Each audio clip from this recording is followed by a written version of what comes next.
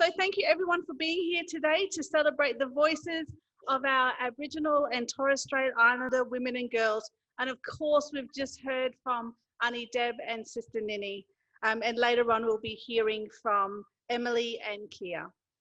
So welcome everyone to the launch of the landmark report from the Australian Human Rights Commission, which captures the resilience, expertise, ideas, and the remarkable lives of our First Nations women and girls.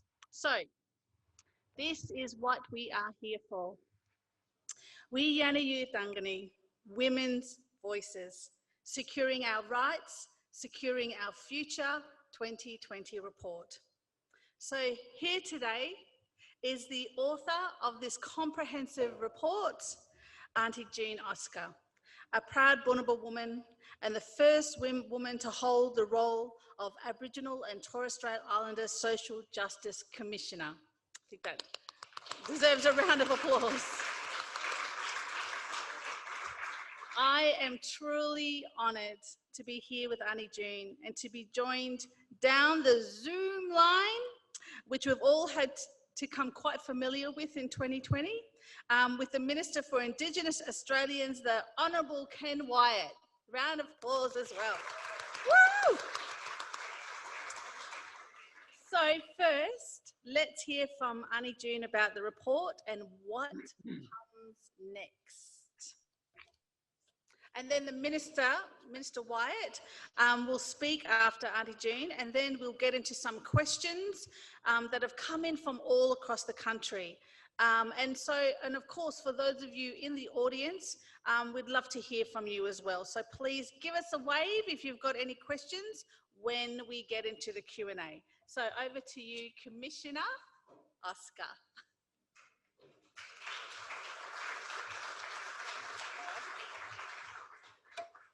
Thank you, Jab. Jalongoro Karore Palangare. Good afternoon, everyone. I acknowledge this beautiful land of the Yaru people that we gather on today. And I too pay my respects to your ancestors and your elders. And I acknowledge the elders in the room here with us. I acknowledge those who are your emerging elders, your emerging leaders.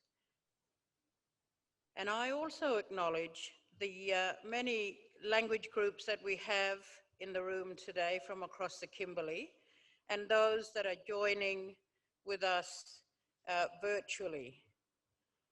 It's good to be here and to launch this very special report. And thank you, Nini and Deb, for your sharing your thoughts of what this event and what this whole process has meant to you.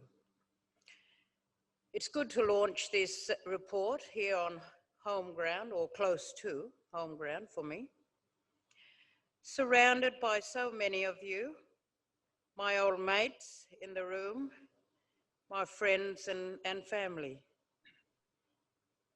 There is nowhere else but here. Wiyi Yani U Thangani, meaning women's voices in Bunaba, securing our rights, securing our future 2020. As you can sense, this is no ordinary report. It carries the voices, the stories, the dreams, and the determination of First Nations women and girls from hundreds of different ancestral countries from right across Australia. And you see with the moving pictures above me, some of the women that took part. And I'm sitting there thinking, wow, we did sit with those amazing women in their safe places on their lands. And today I recognize our ancestral mothers who have birthed and raised an ancient lineage of powerful matriarchs. I want us all to think of our girls, who carry that heritage, and our ongoing legacy of female leadership, and our senior women who have a depth of knowledge like no other, and how their words and actions of love, nurture, and reassurance shows us that nothing is impossible. They remind us not to give up, and that for millennia we have succeeded and thrived, and that is not going to stop. As one woman had emblazoned on her shirt in an engagement in Geraldton, and I'm sure you can see that up here, and I quote, "A woman armed with ancestral wisdom and culture is an unstoppable force." And I look around and I see these women in this room today. And I want to thank the women who have already spoken, who represent all of this. Thank you, Diane Appleby. You are amazing. You always find the right words to really connect your message and reassurance. Thank you for your generous welcome. And thank you, Jab, for your masterful conducting of this event. It is quite an emotional one, but we're all riding this together. And to Jodie Bell and your team at Golari for putting this together. To Nini and Deb, and later Emily and Kia, in your sharing. Thank you for your fierce resilience, commitment, and your moving words. And Nini, you too have moved so many in your presentation and sharing today. It's women like yourselves from everywhere, the Torres Straits, through the Red Centre, and all the way to Tasmania, that have created this report. And I want to thank the men who stood with us and stand beside us on this journey.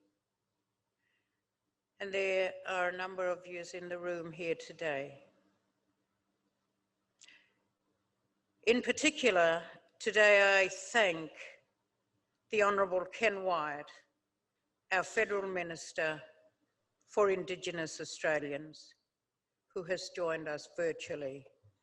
I thank you, Ken, for making time in your busy schedule to take part in this celebration from Canberra to Broome.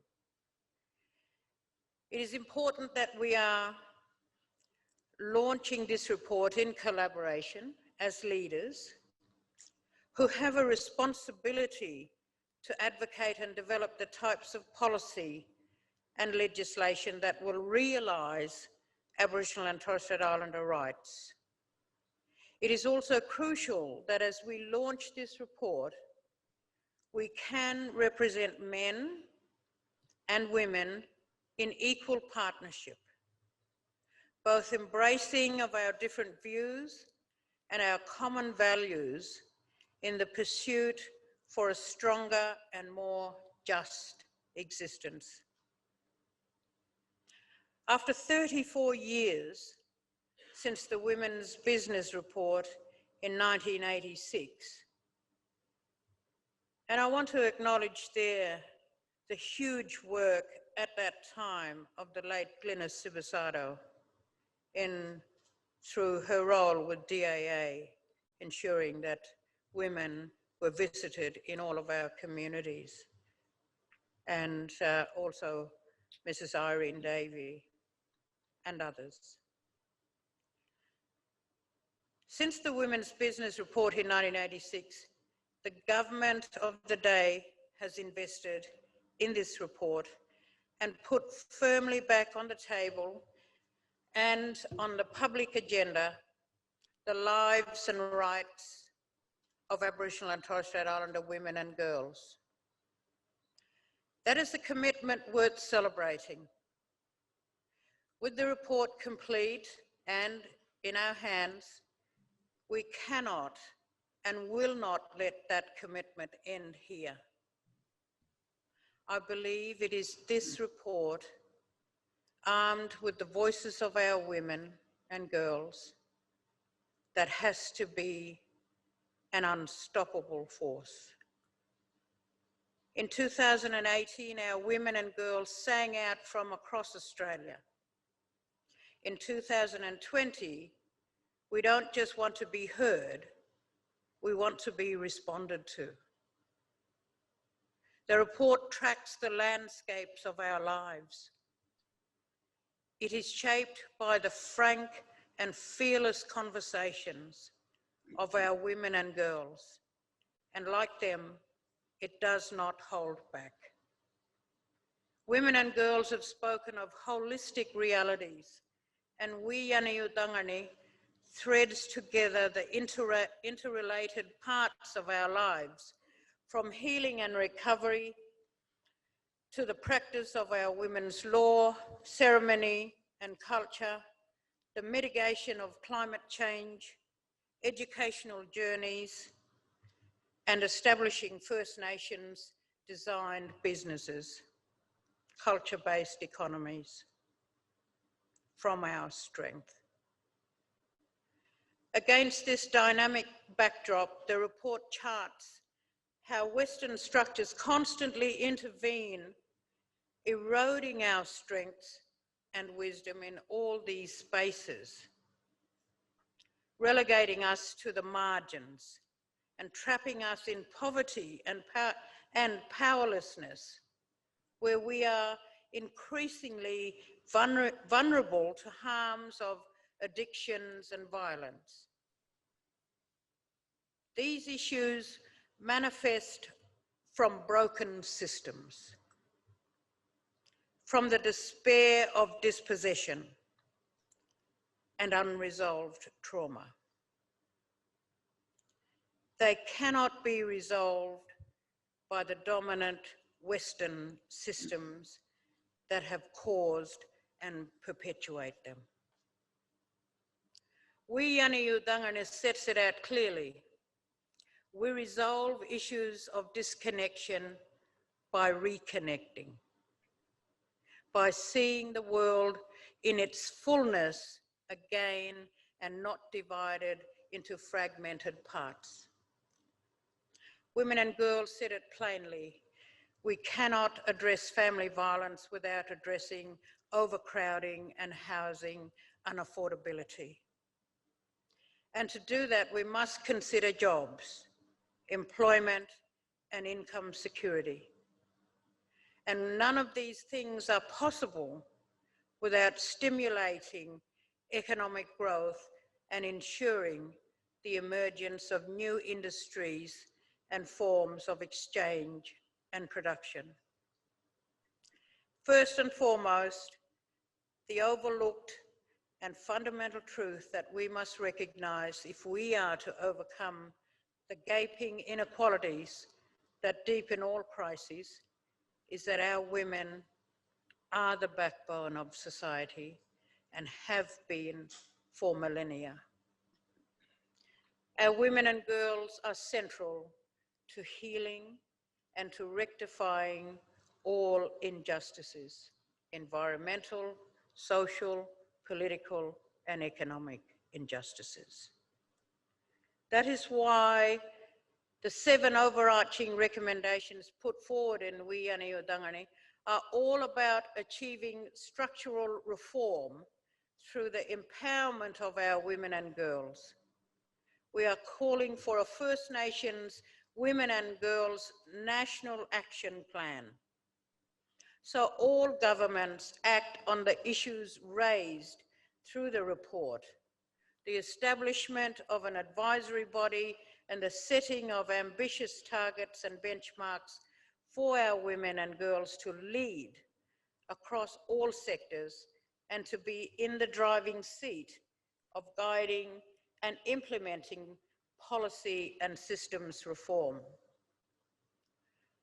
This year, we have seen what happens when governments put trust in our hands.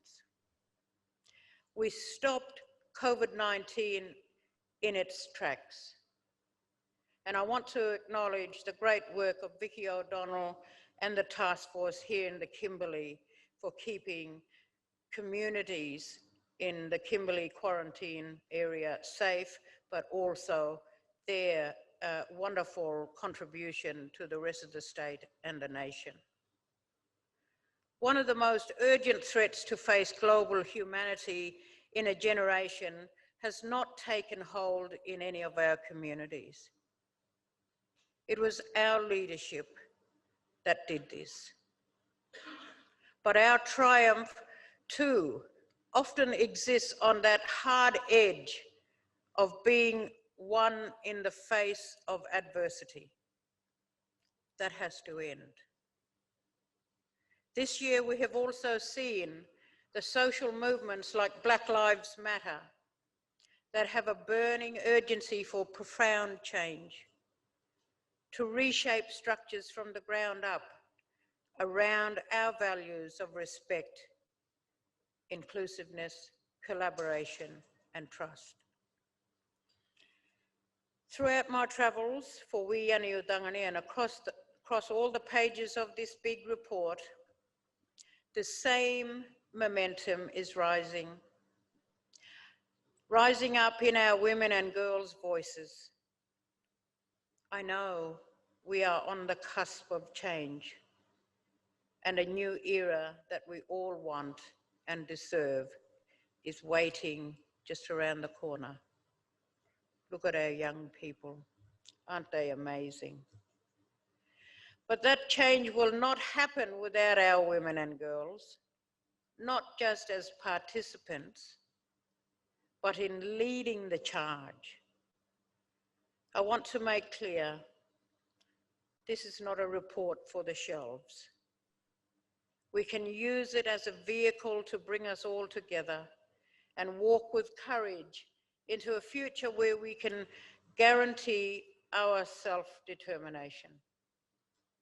Not as a policy era, but as an inherent and lasting right. So my message to First Nations women and girls everywhere, and carried throughout this report, is aim high, be ambitious, and know that your actions don't just matter, they are pivotal in making the world of tomorrow the world we want, absolutely deserve, and have a right to. Yananja, thank you.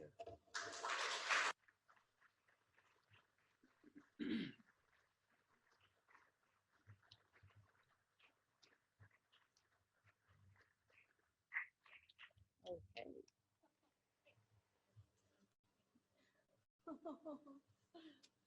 Thank you so much. I think maybe Ken is going to say a few words and then I'll bring you back up on stage.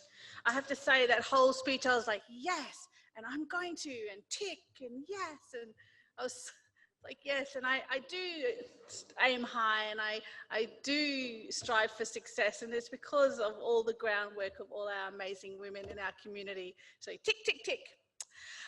So thank you so much, Auntie. And I would now, your words were so powerful, and I am sure they resonate with all of us, all of our audience, and all of our viewers. So now we cross over to Minister Ken Wyatt from Perth. Oh, in Canberra or Perth? Perth. Somewhere in Perth. Kaya Wanju from Nyungar Budja. Hello and welcome from Nyungar country. But I also want to pay my respects due to your people, the Bunaba people, and the Yawuru people, but all Indigenous Australians, our elders past and present, and to the future generations that come after us. Let me say, June, that when we first appointed you, I was in that discussion. And I knew that once you were appointed, you would do it differently, because you always have. You've shown strength and absolute consideration for the needs of women, children and family, but equally for community. And I'd like to congratulate you on the special delivery of an outstanding report that was tabled on the 9th of December within the Australian Parliament. I still recall the night in Sydney when you and I went and had a quiet dinner together, when we talked about the project, what you had in mind and what you hoped would come out of it. And the need for us to reflect as Indigenous Australians on the importance of women. And I think it was appropriate that we had the theme in NAIDOC Week, Because of Her We Can, because it made us shift our focus back to something that was absolutely critical in remembering that for us to have survived for 65,000 years, it couldn't have only been males and our men. It was our women standing equally alongside of us, protecting and caring for our family, but ultimately community. And that's why in my thinking, communities matter. Because often much of the elements that are overlooked and forgotten are forgotten at the community level, where we see the challenges. But over the past 3 years, you've led a national conversation that has been a very powerful one that has been inclusive of the geographic diversity of our nation by talking to Aboriginal women all over. And I was impressed that you have been to the Torres Strait Islander region, not once, but a few times. And that their voices were equally heard on their islands as it is on the mainland. And the Australian government provided 2.9 million through the Indigenous Advancement Strategy towards the Wiyi Yani U Thangani report, or Women's Voices Project. The report elevates the diverse and lived realities of our women and girls and highlights the role of women in the promotion and protection of culture and ensuring priorities within our communities, and the outcomes are achieved. The Australian government is committed to promoting gender equality and driving the empowerment of Aboriginal and Torres Strait Islander women and girls. We recognise the pivotal leadership roles of Aboriginal and Torres Strait Islander women and the girls play in their families and communities, but more importantly in this day and age in many industries across this nation. We still see through media the adverse events that happen to our women. And when I was going through your report, I was really struck by the personal vignettes of the comments that our women made on so many issues, highlighting the challenges that they still face, particularly in a country that is a first world country that plays an important part within the global context, but we still have not got it right in terms of women in our community. I don't want to dwell on statistics, but all of us know what does occur. But the thing that I learned from women and elders in particular, like Auntie Janet Hayden, is that when you sought, along with those of many other voices, their advice, they were frank. Lowiger O'Donoghue, I had the great privilege of walking with and hearing of the challenges. All of us have our mothers and our sisters, our aunties, that sometimes those voices aren't heard. And June, what you've done is you've captured the whole context through each of those chapters, the very poignant issues that we still have yet to address. We as men, Indigenous men, also have to step up. We have to commit across this nation as men to working in partnership with our women, elevating them. I've always been intrigued that when I look at a lot of the international structures, it is men who are in the leadership roles. We've not had an equal basis for our women being there. I know that my mother, if she was alive, June, would be immensely proud of the report you've written, because it captures the pain of the past. It captures the poignant events of time that we have seen in this nation. But equally, it captures the aspirations of young girls and women. And that's important. And what I hope that we, you and I in particular, and many other leaders can do, is change that landscape and create the opportunities. I think of Billard when they had a focus on the harmful impact within our communities. But then seeing our senior women play pivotal roles in many aspects of our daily life. And during COVID, you rightfully acknowledged Vicky O'Donnell. And I remained in touch with Vicky on a regular basis as part of ensuring that whatever support she needed, she got. But also to take sage advice in terms of how it was playing out at the community level. I didn't ring the men. In those instances, I rang our women because you knew what was happening in the community level. I want to look at how our agency programs are focused in respect to achieving the direction and outcomes that your report highlights. Health and mental health and social and emotional well-being, we have a substantial amount of work left to do. I have seen from the Kimberley Suicide Roundtable the role that women have had in impacting on the lives of young people, but also at the community level, and the work that they do without any other support. Their leadership has been superb. I'm looking forward to how we will commit our efforts to making the changes. Can I say that my colleague, Minister Maurice Payne, who has responsibility for women, and Senator Anne Rushton as Minister, also with responsibility in many facets of our lives because of social services, are equally committed to addressing and considering the elements that are important within this report. June, I want to thank you for what you've done. I want to thank you for providing, from the moment you took over this role, what your vision was. And I just want to reflect back to that night in Sydney when we sat and we talked. We talked about the past.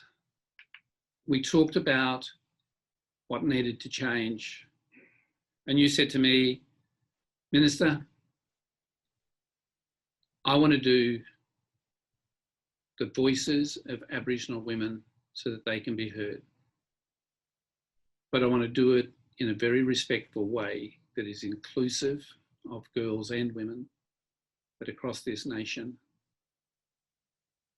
And that conversation you and I have had has not been forgotten in my mind. So when I received your report, I had great pleasure in reading through it. There is much to be done. And you have my commitment as a Noongar man and as Minister for Indigenous Australians, an opportunity to work together, to have an impact, but to shape a better future. It is about the legacy that we as adults leave behind for our children, our grandchildren and our great-grandchildren. Your report is a line in the sand, and I want to thank you very sincerely and from the depth of my heart for what you've written in there. It is an outstanding report. And it's a pleasure being with you, so I'm looking forward now to the questions that will arise from people who are connected from different parts of Australia, but certainly are there with you, June, and I'm sorry I couldn't be with you. It's just, it would have been great standing together. I enjoyed your speech, your points that you made and articulated so well. We have to address. We cannot ignore them, and we cannot set aside the voices of our women, our mothers, grandmothers, sisters and aunties. Thank you very much.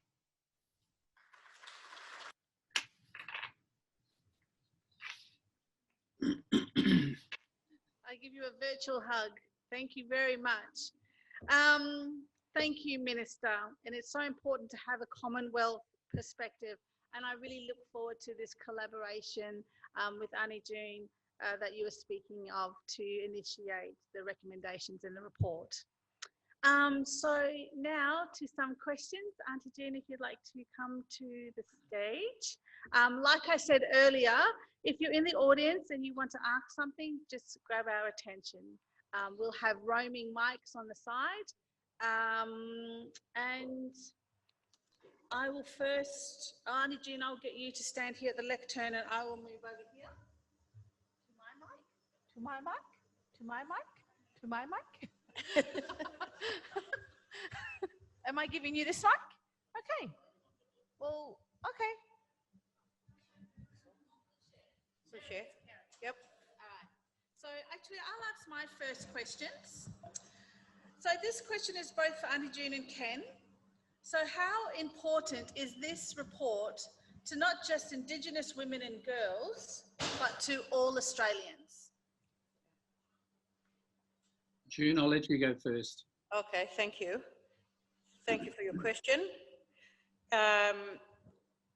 It's absolutely important, as there are many people across the country that are continuously asking, what can we do? How can we do this? How do we know what to do? So here is a 500-page report that carries the voices of Aboriginal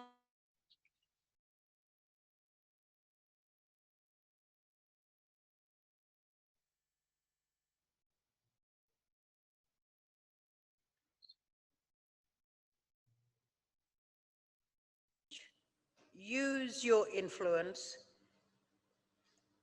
and create the space for our voices. Thank you, Auntie. So what do you hope to happen? And how soon do you think we will see systemic change to improve the lives of our First Nation women and girls? You're asking Ken? Ken to... A question both? for Ken. June, I think your report provides a great framework for us to rethink programs, but the way in which we do many initiatives. In responding to your first question, I just want to say that as a federal member who has a diverse constituency, this report applies to them as well. I see culturally and linguistically diverse groups of women and girls. I see people living in poverty, having challenges. And I would hope that what our women have brought forward can help them as well in the transformation of change. Because a society has to look at its vulnerable people and make decisions as to how they're going to engage and improve the outcomes and create the opportunities. Systemic change is hard because turning around bureaucracies is like turning around the Titanic. It is a slow movement, and I recall, June, when You were involved in the Early Childhood Centre in Fitzroy, and a senior public servant didn't realise you were in the room next door. And you could hear her saying, "There's no bloody way June Oscar's going to get her way." And that was her biggest mistake, because my understanding is you walked into that meeting and challenged. That's the structural change that we have to move. That is the mindset. And between all of us and us continuing to pressure, we can force change. Change is not insurmountable. For 238 years, we've adapted to change, but we've not gone away. Amazing. Thank you so much for your response. Do you want to go to that last one? Okay. So how will you both be implementing these recommendations? What needs to happen? Well, from my thoughts around the next steps, and we're already in stage 2 of this process, and stage 2 is about the implementation. And already, as the Minister said, we have had conversations with each other around how we navigate the system, the structures, and create the spaces for the dialogue to happen. And I would be seeking the support of the Minister to assist in impressing upon jurisdictions to develop strategies to action at all levels. And I'm heartened to see some of our regional leaders here, Mr. Jeff Harrower from local government.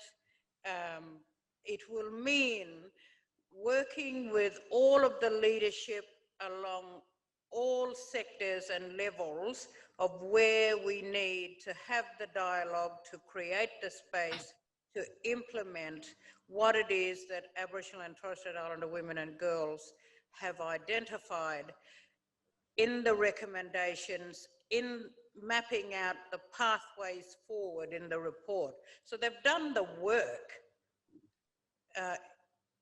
basically. There are 7 overarching recommendations. There's not 700 for a 500-page report. There's 7 overarching recommendations with guiding principles and clearly articulated steps for moving forward as Aboriginal and Torres Strait Islander women and girls have decided as to their role and their voice on the issues that matter. So we have no excuse. Another one of my moments of yes. Minister Ken, did you want to reply to that as well? I just want to say that those overarching recommendations are not insurmountable.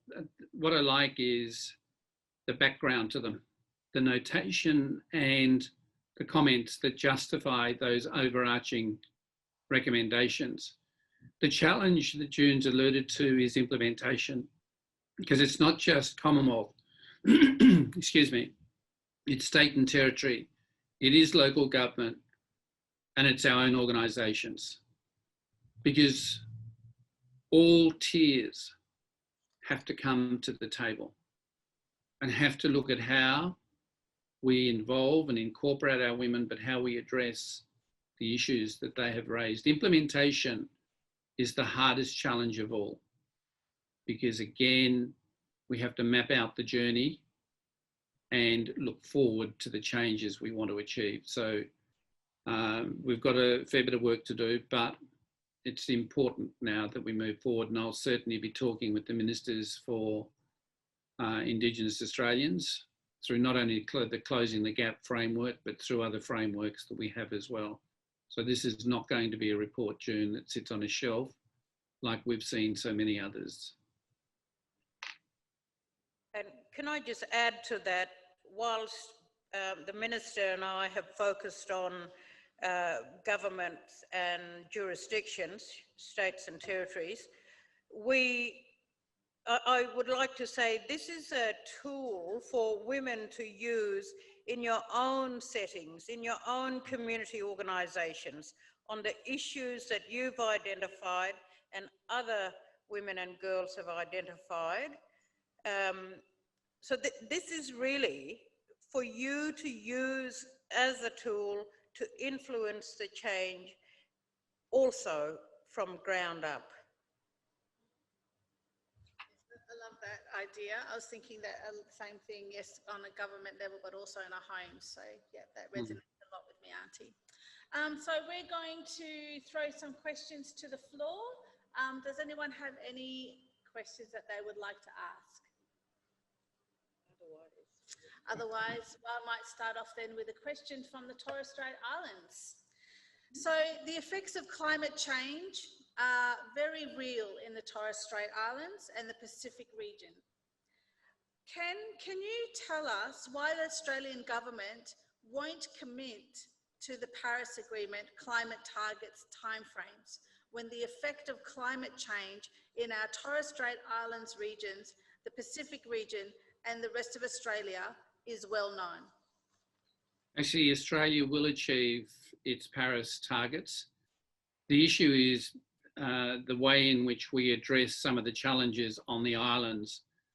And certainly we've committed funding to those seawalls. There is more work to be done in respect to how we guarantee water supplies within the islands. The inundation that will occur with king tides is a significant factor. But as when I went up to the Torres Strait Islands before COVID, we talked about the work that I and the Queensland government need to do together. But at the same time, I spoke with my colleague Angus and suggested that we will have some challenges, but he has been working very closely with industry and across many areas to ensure that we do reach our that we will reach our Paris targets. It's the next tranche of negotiations that will start to occur in the very near future. And having watched the weekend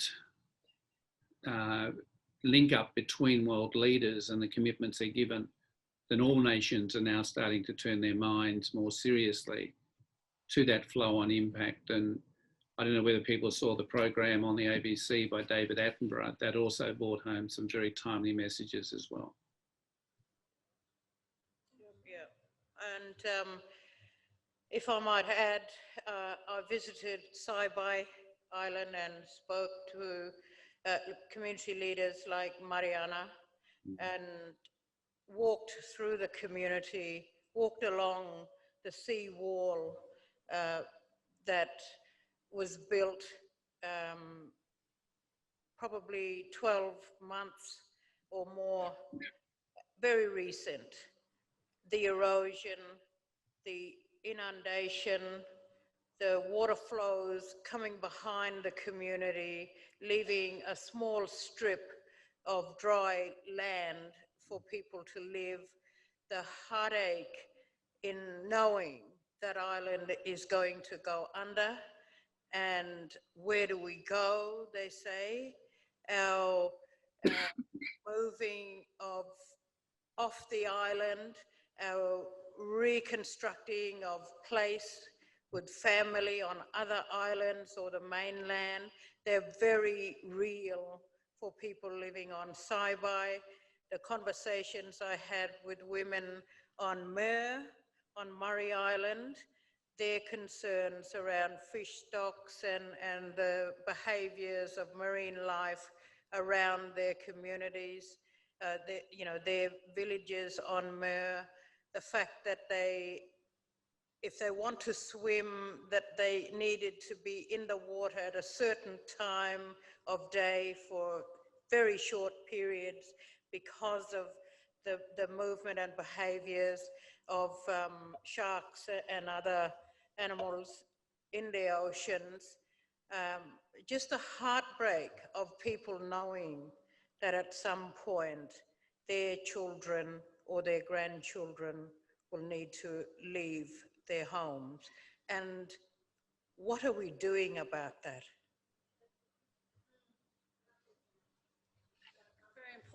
Very important observations, and understanding that they are our first environmental refugees. I did watch an incredible VR called Every King Tide by Aaron Fazio from up that way, by Greer Simpkin from Banya. So if you'd like to watch more about that effect, it's an incredible VR program. So has anyone, yes, we have a question in the audience. Oh no, we've got one more question left. So I'm going to, unless nobody has got a question in the audience. Oh yes, at the back. Yes, we might get two. We'll squeeze in two more questions. We'll get one more from the people that have written in. I'm the mistress of ceremony, so we get two more. Yeah, no, I'd like to thank June for bringing it to this point and having a voice for ladies. One of my struggles.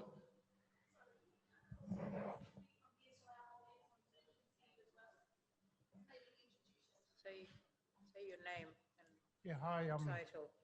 Anthony Watson. Yeah, I'm one of the traditional owners of this region in the Kimberley.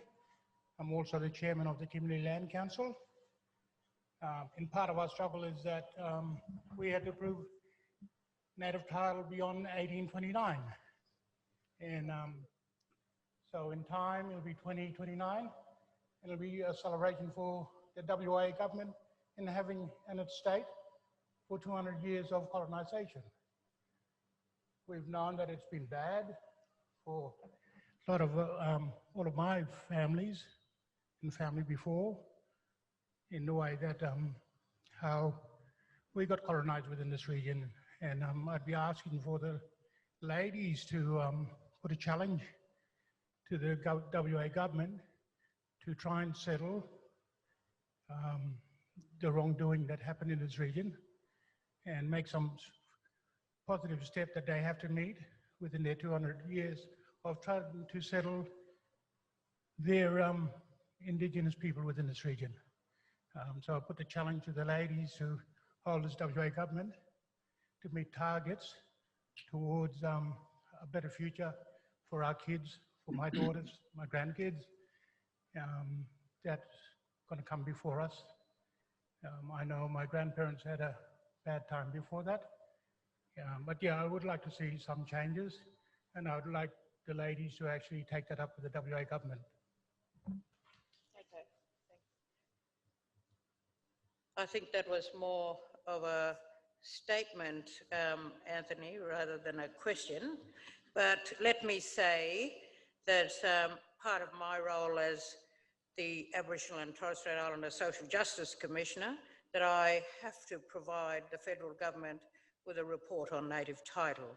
And I can assure you, women have said a lot about their roles in the whole native title process, the operations of prescribed body corporates, the operations of land councils, their leadership, the conflict, the resolution, the healing. And we have witnessed many women take on the difficult, often difficult role as leaders in the native title and post-determination processes and structures. So I will be speaking with women around a lot of issues impacting women and their families and communities when I report on native title next year to the federal government.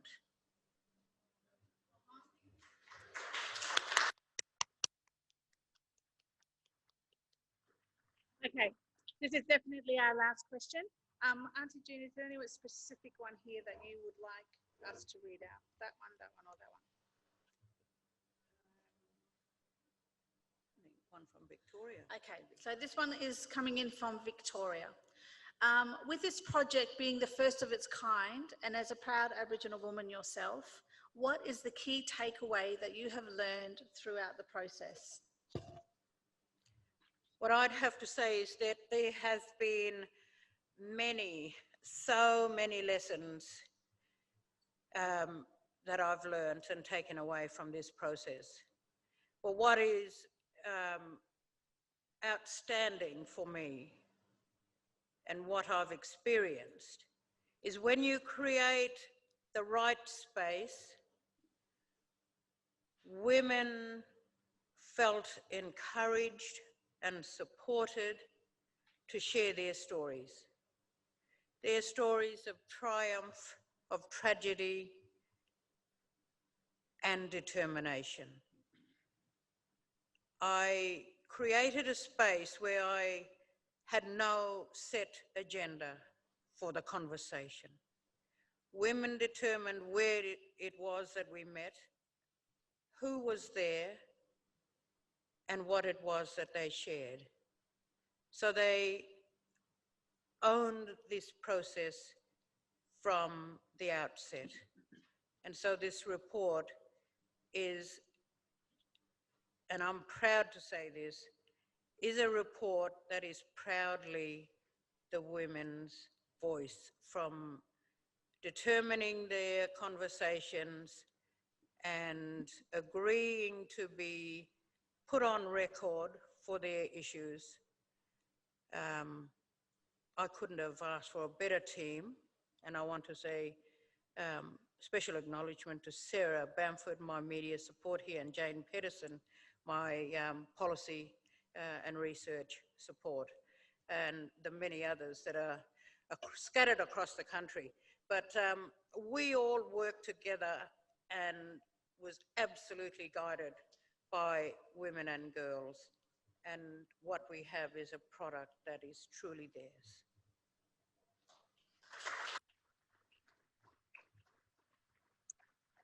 Thank you so much. Well, that's all we have time for.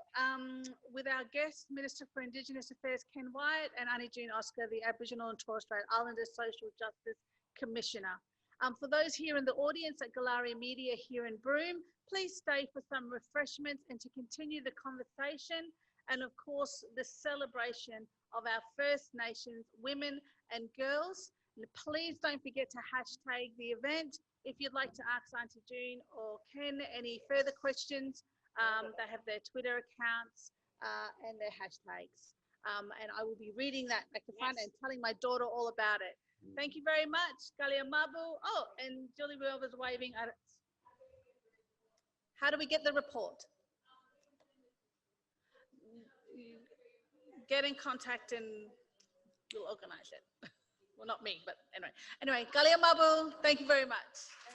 Thank you.